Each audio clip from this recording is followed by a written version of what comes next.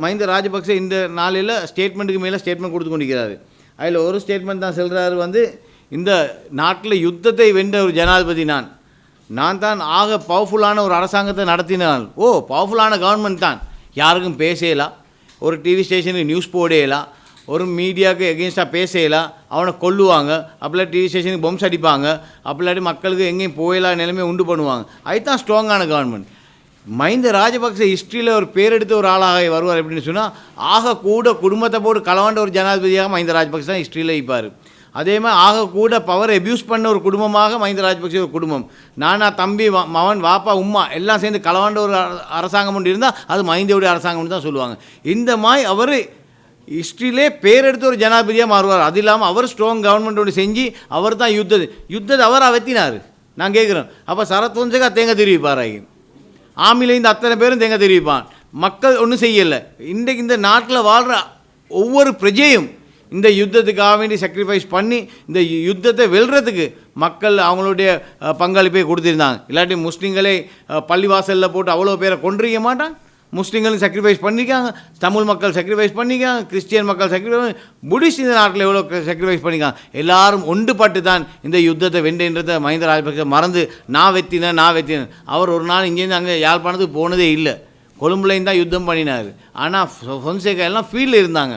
ஆனால் இன்றைக்கு அந்த யுத்தத்தை பற்றி இவர் பேச போகல. இந்த யுத்தத்தை வென்றதை மட்டும் தான் பேசுகிறார். இல்லாமல் யுத்தத்தால் எவ்வளோ பேர் அழிஞ்சாங்க, யுத்தத்தால் அவங்க எத்தனை பேர் அழித்தாங்க, அவங்களுடைய அரசியல் ஒப்போனன்ஸ் எத்தனை பேர் இல்லாமாக்கினாங்கன்றத மஹிந்த ராஜபக்சே சொல்ல மறந்துட்டார்.